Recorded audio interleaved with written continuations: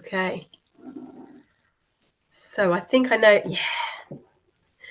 Jon, this is Frances. Hi, Francis. She's currently on mute. I'm not going to take her off mute, but she is more than welcome to. Um, so, Frances was actually on one of my joint pain groups Oh, really? Oh, with wow. Nuffield. Okay. Yes, And you're still here. That's a great sign, Rachel. absolutely. 2023. Wow. Okay. Oh, brilliant. Wow. That's did you find that it helped? Enormous help. I was very skeptical, I have to be honest. Right. I've probably expressed it on more than one occasion. Right. But yeah, it worked. It was brilliant, absolutely That's so brilliant. good. That's so good. Yeah, and Rachel's lovely. She's a good one. She knows what she's doing. Yeah. That's always helps. I'll let you say the nice things. Yeah, yeah, absolutely. It's why I'm here, isn't it? I think that's why I'm here. Sure. Just to bolster my ego, sure. Yes. I'm just gonna sit here and say yes. Good idea. Okay. So thank you, Linda, as well, for being here. Sorry. No, you're all right. So let me make a start. Let me do like a formal hello. So this is also live streaming on Facebook and LinkedIn. I've actually realised I haven't opened up any of the pages, so I don't know if anyone is joining us there. Maybe I will do that as we go. But if you are, please drop us a hello. Please tell us like how you're doing, what we're interrupting today. To Linda and Francis who are here with us live, if you have a question and you know how to use the chat box feature, you can drop your question in there, or just take yourself off mute and ask. It's very informal at this stage. But let me start this officially. So, hi, and welcome to today's live session. I'm Rachel Tasker from Taskmaster Fitness, and I help people who want to feel stronger, more confident, and more in control of their health as they get older, especially if they've been told to just be careful or, oh, this is just what you have to put up with now. Today's session is called GP says one thing, Google says another, and how to trust the next step. Because when you're dealing with ongoing pain, stiffness, or recovery challenges, it's not always clear who to listen to. Your GP, Google, that somewhat helpful neighbour down the road. This session isn't about handing you a one size fits all answer, because frankly, there isn't one. It's about helping you feel less overwhelmed and more confident, taking your own next step, one that actually fits your life, your body, and your values. So before we get going, well, actually, we are going. This is just me reminding, saying, let's. If you're here watching live, please just drop us a hello. And as you can see, although we've got guests with us today, which is brilliant, we actually have a guest speaker. I am joined by Jon Chu, and I will say this on his behalf, who is a rehab specialist with over 20 years of experience in movement, massage, and recovery work. Jon runs a warm holistic clinic in Woking and also leads Nuffield's Health's long COVID rehabilitation programme. He started his career as a professional dancer and spent a decade teaching at Kingston University, helping others understand the body from the inside out. His approach is friendly, person-centered, and all about helping people move well on their own terms. So, Jon, thank you very much for being here. Thank you very much, and thank you for that lovely intro. It's so hard to sit through that, isn't it? You kind of go, "Ooh, yeah." Did I really do all those things? Yeah, yeah, yeah.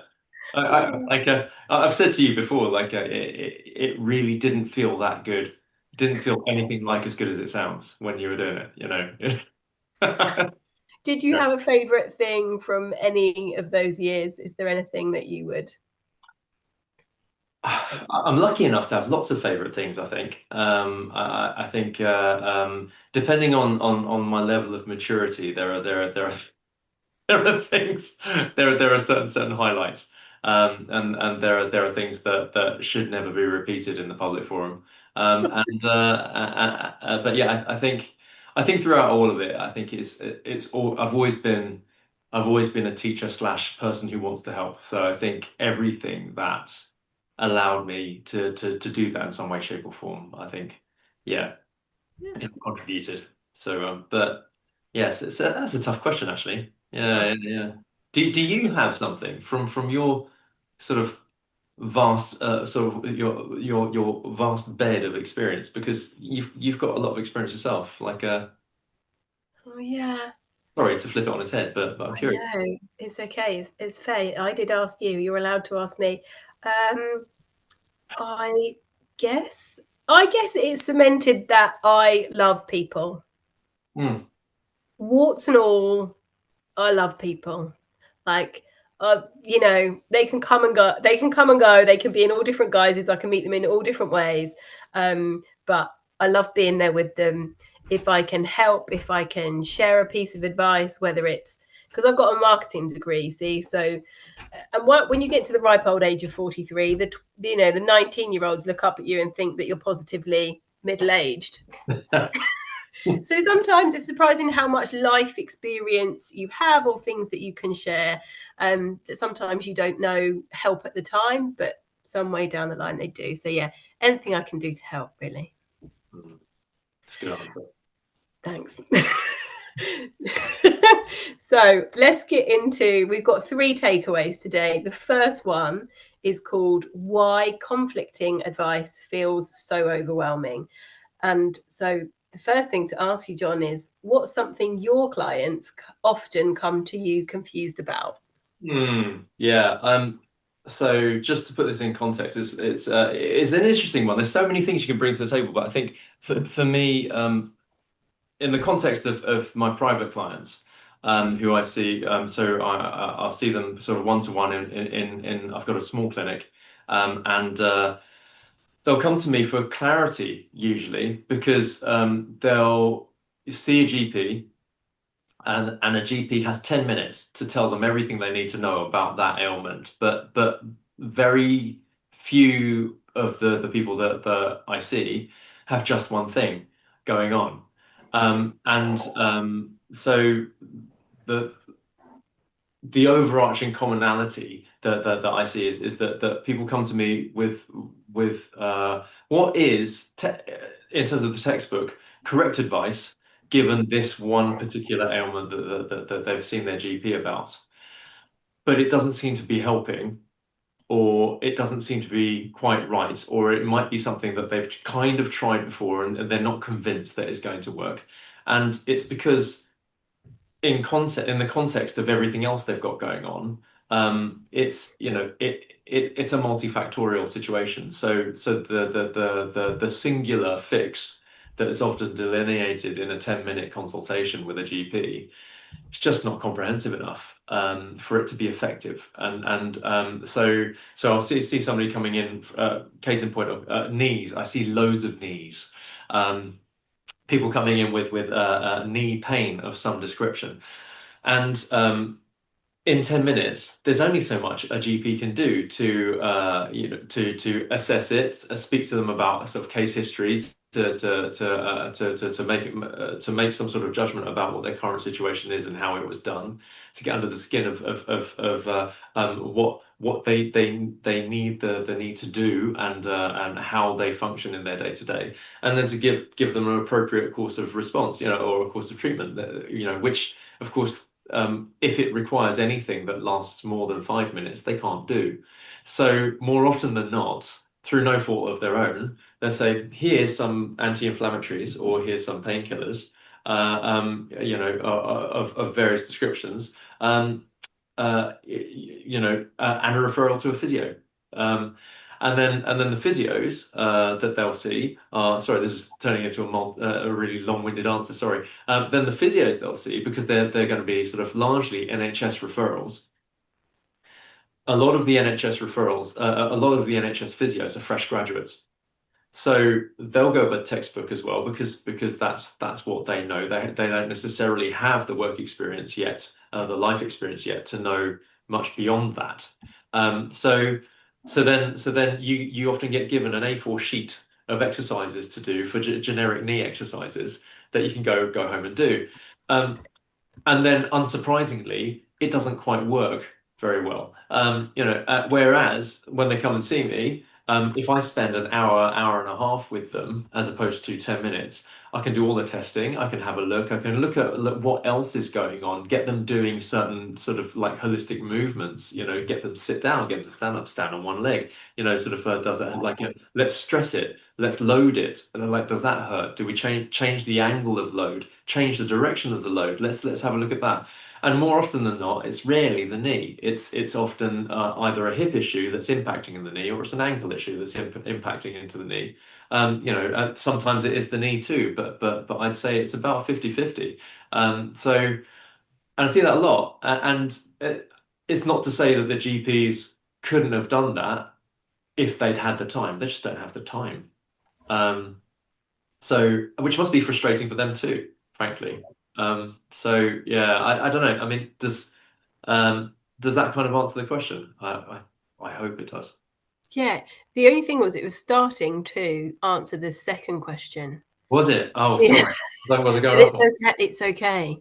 So, but I think what you did actually, Jon, because I could see Francis nodding. I mean, you did that, but no, I think in seeing Francis nod, but also hearing what you said, I was like, that's exactly what people experience.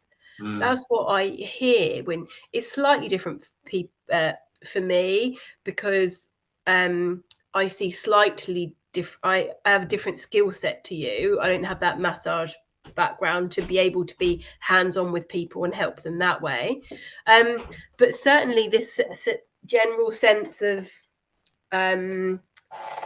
feeling like leaving the GP. The number of times I've heard people say, oh, well, of course I got sent to physio and they just gave me a piece of paper with the exercises on. Which, having friends who are physios, is hard, because I think, oh, I know my friend has tried to do a really good job. But equally, I've got the person looking at me in front of me saying, not reading between the lines, they're saying, help me, help me figure this out.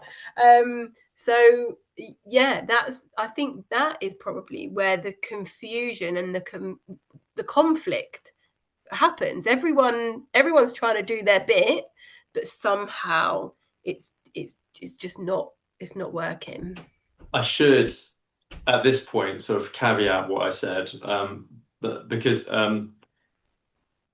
a lot of my friends and family are physios as well, and have done their rotations and things like that, and I don't want to be disparaging about physios either, because they're amazing. I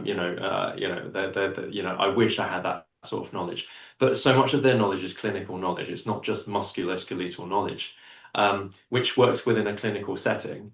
And so they're factoring in so many things into the seemingly simple advice that they're giving, but they've taken account of this and this and this and this and this, medical history, sort of like what they've been prescribed, what the side effects of these sort of things. They've got it all going on, and then they give the sheet of A4 paper that's appropriate. and the reason I'm saying this is because I'll try and keep it quick. When I was at Kingston, I was lecturing. When I was new to lecturing, in my very first year, I was brought in because we thought in our slightly egotistical way that we could do a better job of what our predecessors had done. That the dance degrees at other universities were missing a trick, and we knew the trick, and in we went. And come on, we know what we're doing. Yeah, we did, but we thought we did, and you kind of have to start somewhere. The very first module I taught was body conditioning, because of my background. It was a body conditioning, sort of dance conditioning thing, to try and give them the edge, physical edge, over other dance graduates. We thought, we need a calling card here. Let's do that. So it was an 11-week module. Week 1, I did comprehensive testing of every single person in the room. I had to work so fast to get through everything. VO2 max testing, every single person. 30 people in the room. You got 1 hour. You're like, I'm not going to get this done in an hour. This is go. Okay, yeah, we've only got 2 treadmills. No, come on, So comprehensive testing, results for every single person. Then 9 weeks of physical training, conditioning every week. Every week I was saying to them, we're going to retest you at the end of the module, and we're going to see what's improved. And so we're chasing this improvements. Let's go. And they sort of like push every week, sort of like, okay, so like this would be really good if you keep working hard, because we've got to try and beat these original scores. That's the aim. Come week 11, right? We're retesting today. What? Like we're doing the retesting. The tests we did at the beginning. Yeah, we're doing them again today. Why? Well, because the whole point of the oh god, the whole room swore blind. I'd never said anything. Swore blind. And I honestly believe that physios have the same thing when they give the piece of paper. When they're given the piece of paper, they're clearly delineating. I guarantee they're clearly delineating what each of the exercises are, possibly what the justifications are, maybe an order, maybe an intensity, maybe sort of like a parameter for carrying these exercises out. But then the narrative that is given is, I just got given an A for piece of paper. And I think that's in all of us to some extent.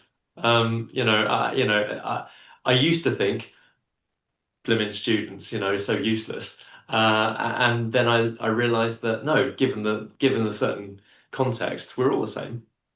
Yeah, well, all those students presumably had their own lives that they were dealing with, and they were just turning up once a week and doing what they were told and going again. They probably lost the But I guess in us talking about it and sharing, I think it's just reinforcing that anyone who has been to a GP and been referred to a physio and then feels a little bit lost and estranged and maybe doesn't feel 100% cared for, that those feelings aren't, they're not invalid. They're perfectly valid. It's perfectly human and okay that you feel that way. It's, well, but what do you do with that? What happens next? Is there an opportunity to speak to another professional? What friends do you have in your network that you can have a conversation with? Is your husband or your best friend able to just sit with you and just help you figure it out? Or you come and see someone like Jon or I, and we will spend the time with you, and we will listen, and we will figure it out in a way that it works in your life. It's not a problem. So I think this moves us on nicely to our takeaway number 2, which is what GPs are great at and what are they not. And I will start this by saying neither myself or Jon are GP haters. Like, we get there is a process to follow, and we're speaking from a place of, we're experienced of listening to both ends, the patient and the GP, and we're just able to speak in that space of the grey and the in between. So I guess, Jon, what is it that you find or you experience? I think so. In terms of sorry, I'll just adjust this. In terms of GPs being great at things, there's a short answer and a long answer, as always, and the long answer is a bit verbose because I'm like that. So I'll start with the short answer. The short answer is they're great at medication. They're limited by their practice and their local trust and everything else, all of the other sort of like influences on their practice as to what they can and can't prescribe. So they can only prescribe from a certain list, even if they think that a certain other medicine is better. But within that, they have a wonderful understanding of what does what and what side effects will go with that, and what can be mixed, what can't be mixed. That's a complete minefield already that they're having to navigate in real time with for the person in front of them, taking in within the 10-minute window, taking in their case history and what they've had before, and so you know, they do that very well. I wouldn't want anybody. I wouldn't want anybody else doing that. What they may or may not be good at, but don't have the time to do, is the musculoskeletal stuff. It's very rare you'll see now a GP giving anyone a full physical examination. They haven't got time. They're not allowed to. Even if they're good at it, they're not allowed to. And so, you know, I don't know if they are good at it or not. At this rate, I will probably never know. And even if they are good at it, they might be a bit rusty. So it's that's something that I feel is a grey area. And with that comes the fact that they're doctors, and to be a doctor in the first place means you have to just to get into train as a doctor, to get into medical school, you have to be, you know, top percentile intelligent person. And some of those people are some of the loveliest people I've ever met, and some of those people are some of the most arrogant people I've ever met. And depending on the luck of the draw, you may have somebody there who thinks they know everything, and you may have somebody there who acknowledges what they know and acknowledges what they don't know. And again, I don't know which it is, but there is the potential for that. But if a doctor says something, you tend to believe it because you believe, you know, they're a doctor. Even if you or I, Rachel, would go, no, that's not right. You know? They're not going to listen to me, Jon. But that's the thing, sort of like you and I have definitives, you know, we can say definitively that's incorrect, actually, you know, like with all due respect, that's incorrect. Whereas somebody who doesn't do that for a living doesn't have that ability to go, with all due respect, that's not correct. To a doctor, it's very difficult to say that to somebody of that standing.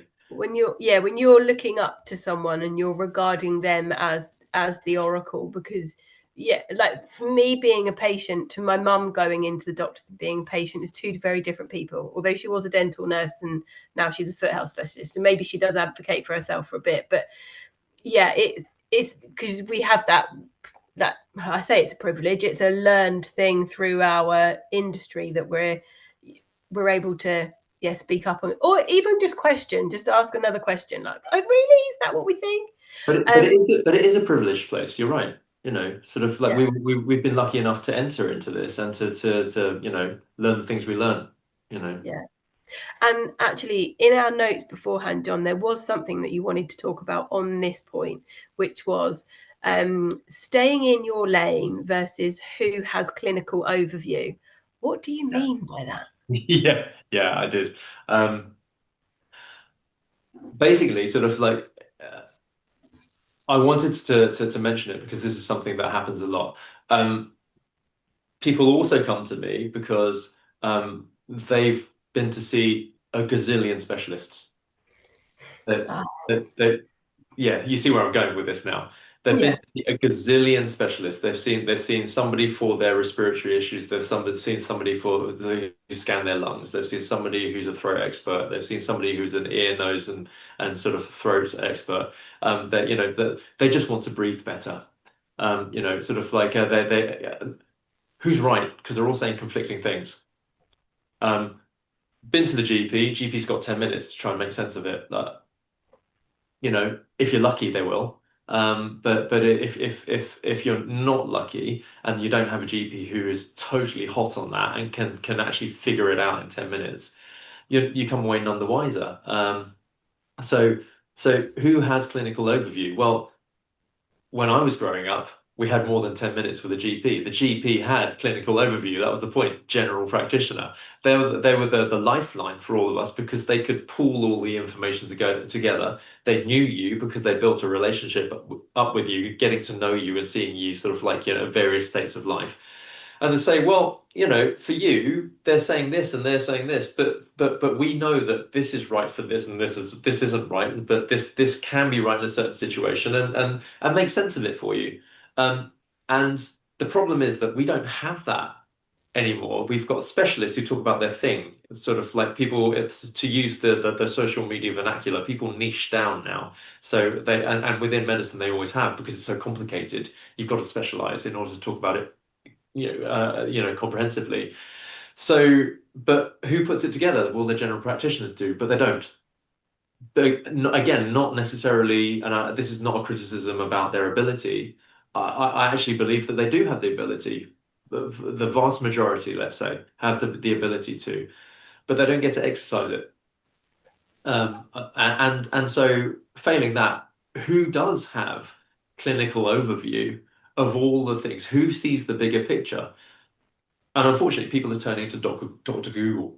And Dr. Google will say, right, your finger hurts. You've got cancer. And it's like, no, I've got a sore finger. That's not it. But you don't know. There's no culpability for what Dr. Google says, because it's just a search engine. So it's not offering medical advice. And I don't know if you've tried talking to AI about clinical situations, because they always caveat their response with, well, I'm not a medical professional or something, this is not, which is great. Sort of Google should be doing the same thing, but, it doesn't have that intuition or that intuitive capability. So the thing is that people are staying in their lane. This is what I mean, sort of like cardiac specialists are talking about cardiac stuff. Knee specialists are talking about knees. Only when they're pushed for overview, when they're pushed or people are desperate and they want to help, they're doctors. They went into it for a reason. So when somebody asks them, but what does this mean overall? They'll take a stab in the dark. They will, because they're human and they want to help. And just like we will as well. But if they don't have a clinical understanding of all the other component parts, what they're saying may not necessarily be correct. And then what do you do? Because you don't feel you can contradict them because they're a doctor, and not only that, but possibly highly regarded in their field. You can't say to one of the best knee consultants in the world, sorry, you're talking rubbish, buddy. You can't do that. Only you can do that. We just won't do that. And unless you have some clinical overview yourself, it's very hard to know when to and when not to, or when to push forward and say, to question that, is that really correct because this XYZ.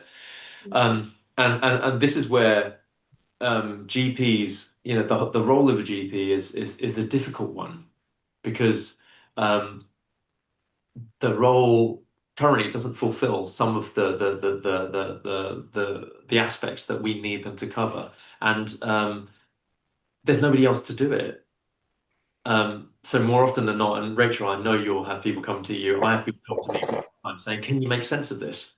Because this doesn't make sense. My knee hurts and my back hurts. It's like, well, yeah, I can tell you from a musculoskeletal, perspective, they're connected. Let me show you how. And we can test it, and then they can get some definitive proof, and they go, oh, "You're a genius." Wonderful for my ego, great, but I'm not a genius. I'm just doing what the GP didn't have time to do. And if they had the skills, I don't know if they include that training anymore. I don't know. Yeah. I've got some clarifying notes, because I asked the NHS, because I thought me and John were going to get into a whole world of trouble. Yes. Because it's easy to, and I think both of us respect the industry. We work in the industry. Very much so. Yeah. Completely. So the role of a GP: diagnosing common and chronic decisions. Sorry, I'm just reading for a list just to make sure I get it right. Identifying red flags and ruling out serious illness. Prescribing medications. Referring to specialists. Monitoring and reviewing care plans for ongoing conditions. Offering basic lifestyle advice. Which I think when you go through that, and anyone who has been to a GP, I think your GP will have done that. Absolutely. Yeah. And so what the GP is not typically able to do is long-term exercise coaching, in-depth lifestyle support, i.e. helping you with your motivation, changing lifestyle habits. that kind of softer, more fluffy stuff, which John and I would argue is the real stuff that's going to make the difference, but is often seen as the fluffier stuff. They are not typically able to deliver specialist MSK or strength building advice. That's where and why you get referred to a physiotherapist. If you were in the high-end sports world, you'd be sent to a strength and conditioning coach, or maybe not even that high-end, but or both. Yeah, or both.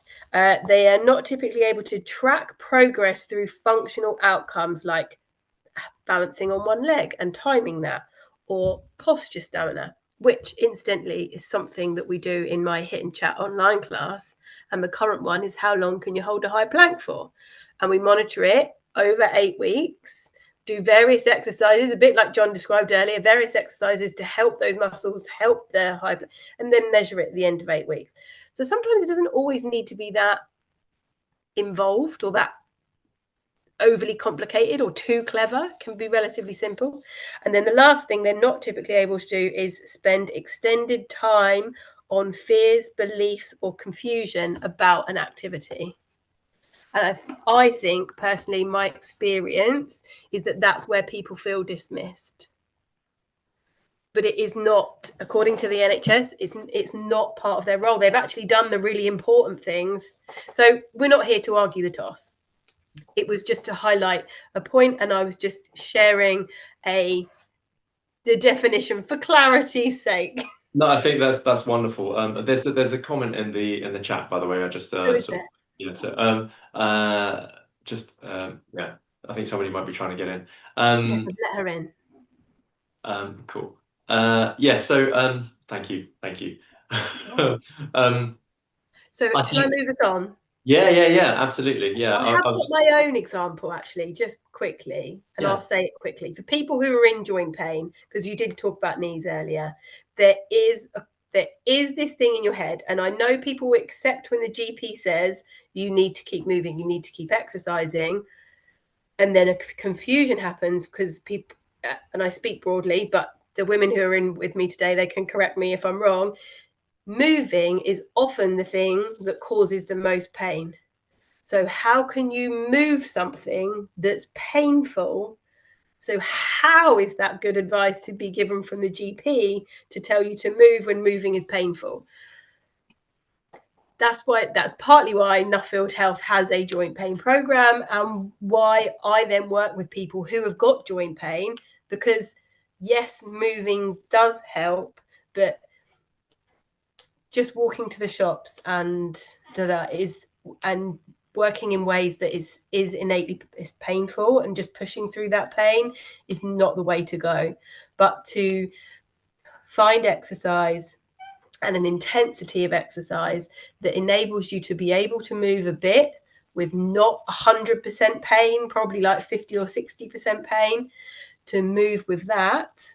And then over a long term, like a minimum of 3 months, you will start to see an improvement in pain levels, range of movement at joints, and general things like getting about in life, walking the dog, playing with your grandchildren. Things start to get a bit easier. But it's true, and it's really good. It's a really good program, actually. Okay, so and it's not just exclusively to that program. Like, I can do it privately as well. It's not a problem. So takeaway number 3, though. So we need to crack on a bit. So how to trust your next step.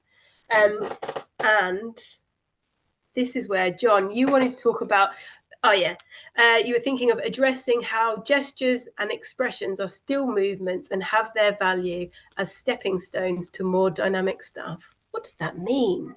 Well, good question. Yeah.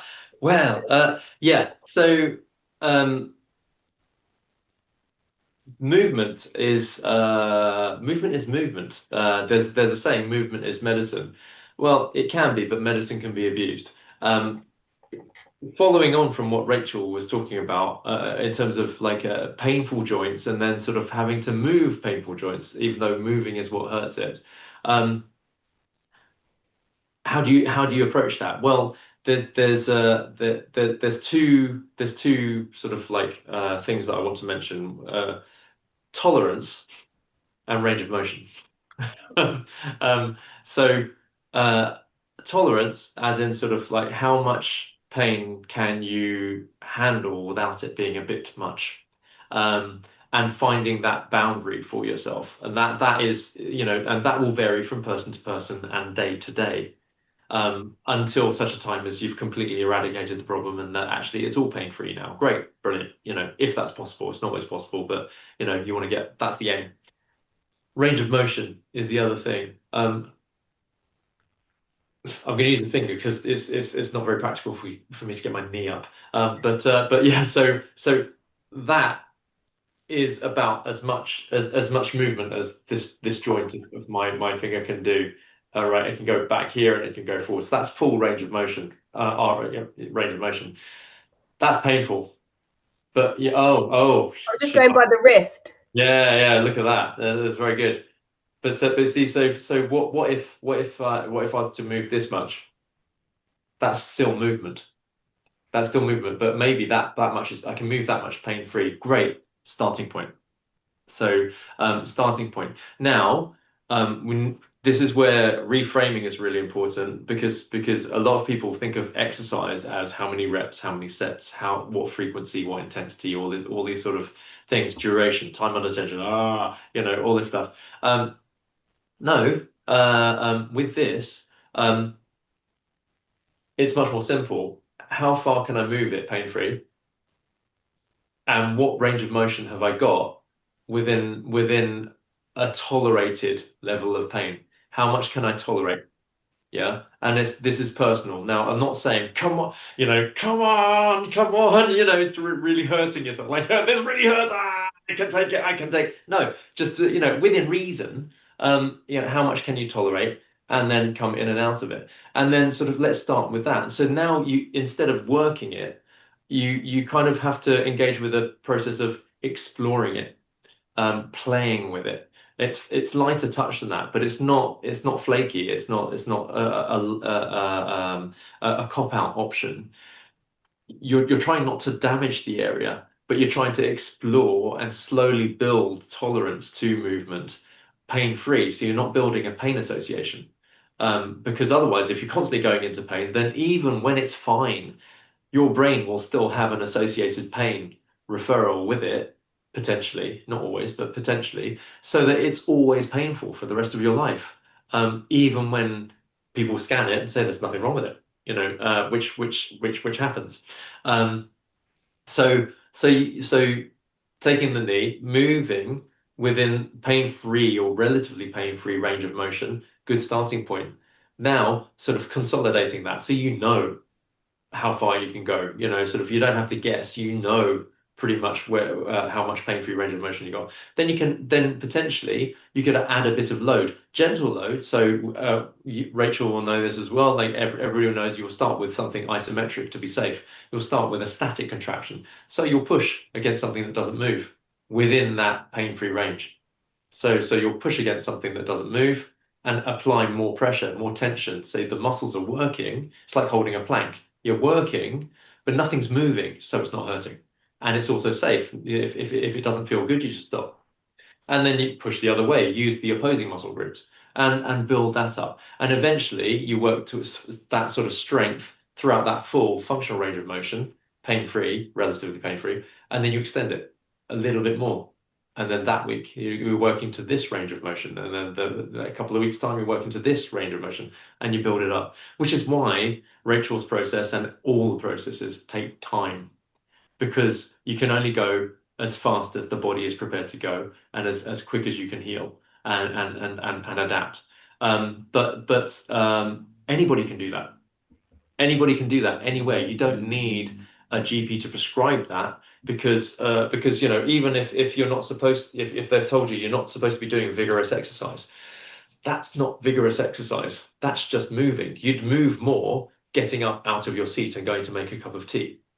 So you arguably are doing that anyway. So actually, why not do it in a concentrated way within an exercise sort of parameter to try and strengthen the area anyway? And this is where a background of movement is interesting because, movement is medicine is something that's bandied around a lot. But actually, there's lots of different ways of moving. If you've ever seen sort of people who are physically impaired dancing, I've seen people dancing with their eyes because they're quadriplegic, sort of, and it was beautiful, reduced me to tears, sort of, and they were dancing with their eyes. It's movement. And I think broadening that definition of movement opens up a whole world of possibility in terms of what you can and can't do to be proactive about things. Go ahead. Can I ask a question quickly? Please do. Just the experience I've had with before Rachel, this is with any kind of personal training thing, when you've had an operation or you've getting over an injury and you go to the gym and you ask for a program or help devising one or continuing your physio, but improving things a little bit like within your range. The experience I've had every other time is that at the time they give me the program or we work through things, I can do them all, no problem. They say, "Oh, marvelous, you're doing fun, do 10 of these or do this." And then literally for the next 4 days I can't sit on the toilet, I can't get up the stairs, I can't put my trousers on because I can't bend, I'm in so much pain. And each time it's that the last time before I saw Rachel, I remember saying to the person, I only give me stuff that I'll be able to do again tomorrow or at least the day after. If I can't do it again for 7 days, because that's how long it takes me to recover, it's a complete waste of time. And I just get all, thrilled that I can do it at the time, but then have all the pain afterwards, waking up in the middle of the night, gnawing pain in my hip, think, "Oh God, what have I done?" Then don't do anything for days.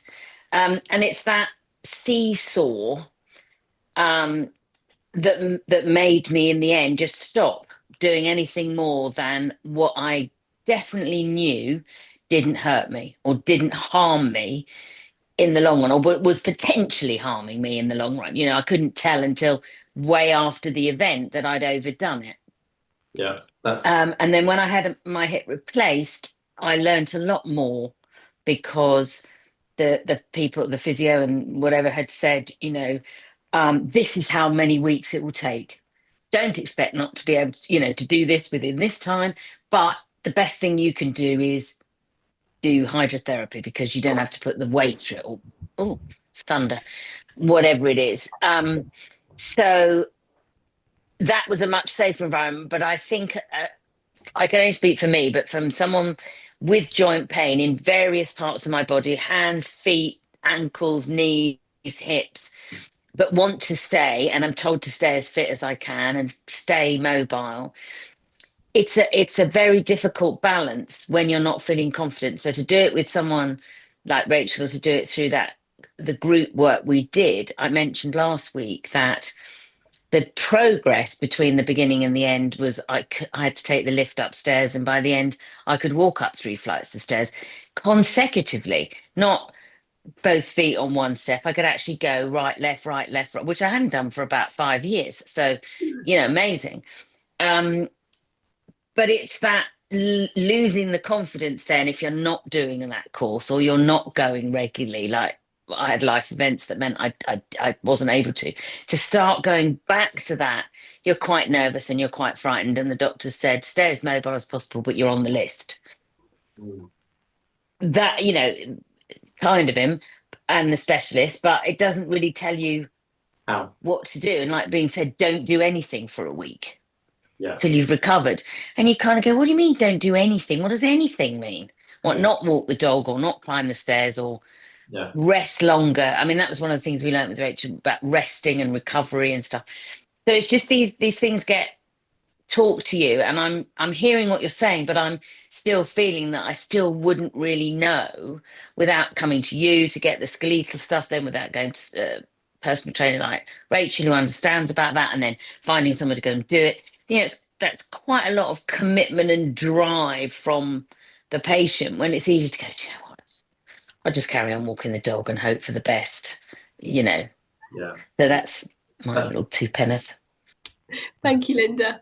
Thank you. That's brilliant. That's brilliant. But this is so good. Can I speak to that? Have we got time?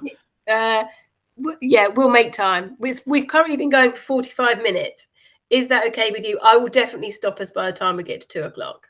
Yeah, I think that's fine by me if that's okay. Okay.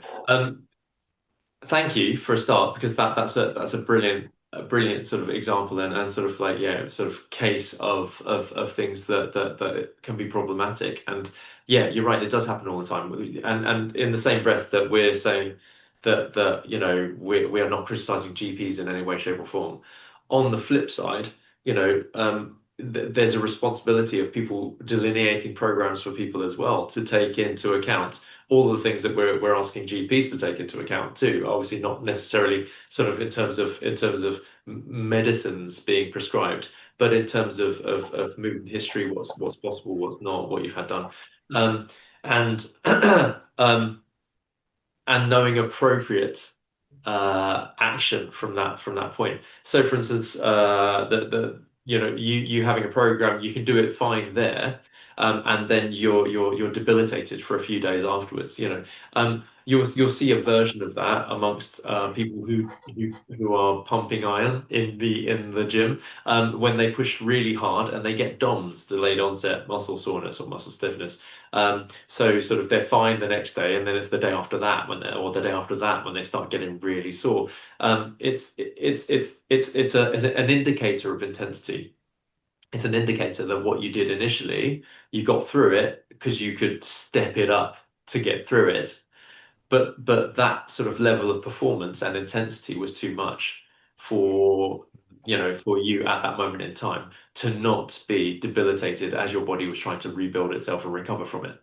So the argument is that yes, you're quite right, that you needed to do something less intensive, arguably, so that you could do it again the next day. But depending on what your from an exercise prescription sort of standpoint, is that appropriate? Not always.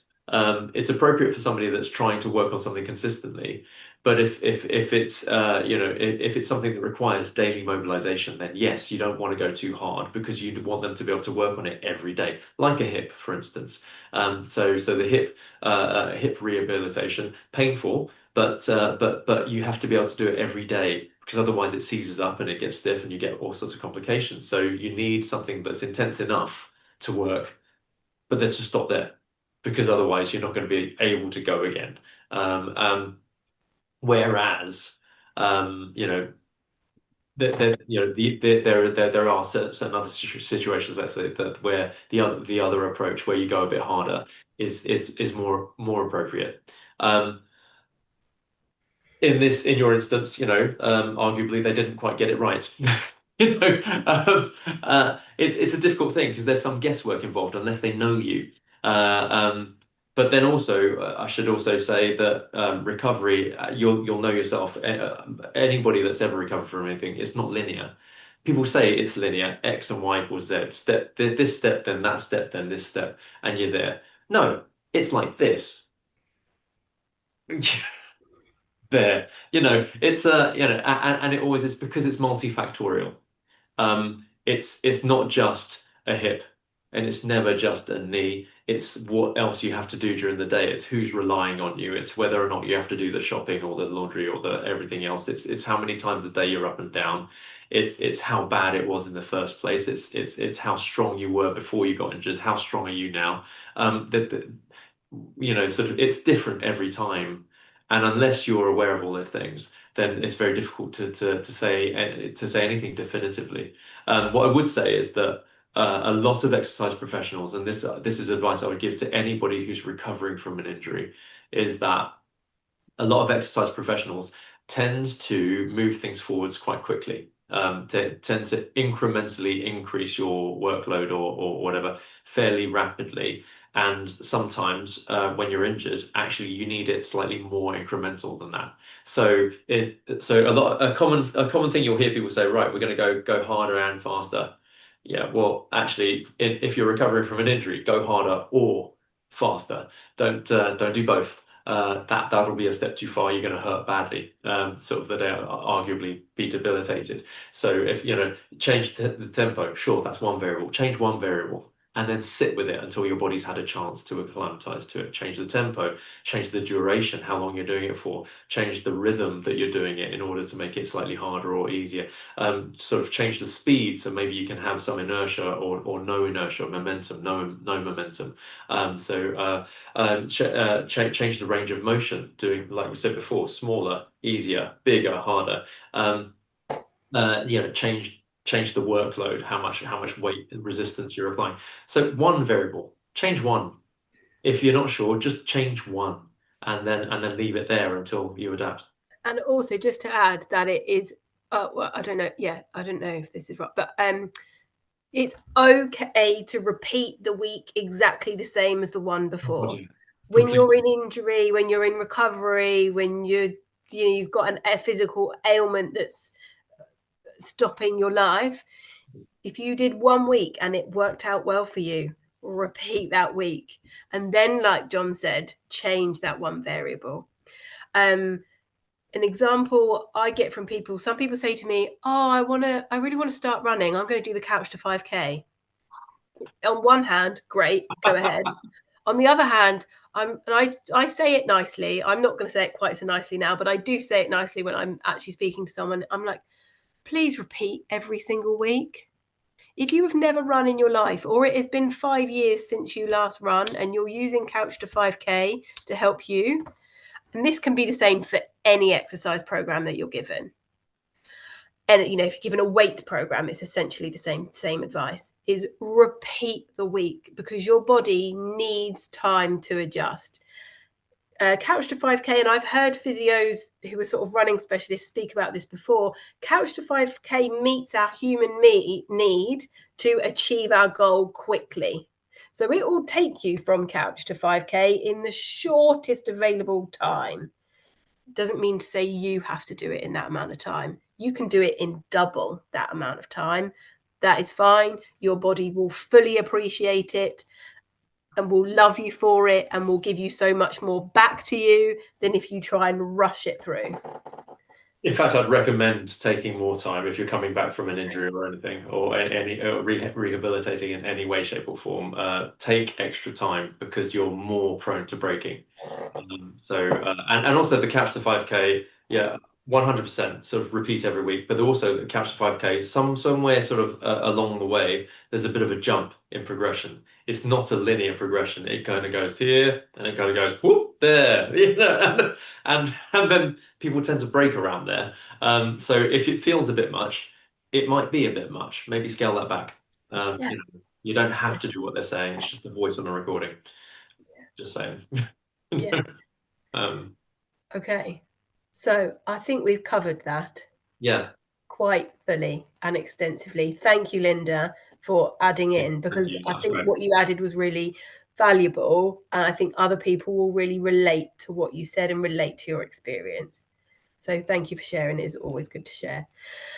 I did have a last concept that I was going to share, but I don't know if it's really, doesn't really answer. I don't know if it really adds value. I'll say it quickly. So it's called the 4 C's. And you might think that you need to start a new topic or a new hobby or a new something when you have confidence. It's actually the last thing you need. So if anyone listening to this is unsure or uncertain about starting something new, and I guess this works for you, Linda, if you're unsure, the first thing to do is to commit. Is to pick something and commit to it. You've already done that once because you committed to the joint pain program. You could commit to coming to my hit and chat class. You could commit to a phone call with Jon to talk about things. Whatever it is, first of all, commit. The second C is courage. So whatever plan you've set for yourself, have courage to see it through. And then after courage becomes capability. We will become more capable at the skill. Linda, you would become more capable at knowing what your body can and can't tolerate, to what intensity and how slow you need to be. And then the fourth thing is confidence, because you then feel confident about that and what you've been doing.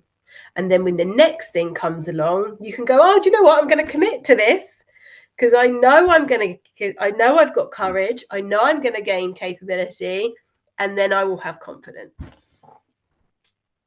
How's that? Yay. That's very nice. I was sharing that with John because I told him I was going to, and he was like, oh, I'm interested to what that will be. I didn't know There what the C's were. This is great. Yeah. Yeah, I like it. Yeah. So yeah, that's it's a good point actually. That sort of knowing when to start, sort of because I'm as guilty as the next person of waiting till I feel confident in order to start something, and sort of like trying to do the homework before not doing it, avoiding it by cleverly doing the homework for it, in order to build the confidence, which ultimately doesn't work. And I've just delayed cracking on with it. Yeah, definitely guilty of that one.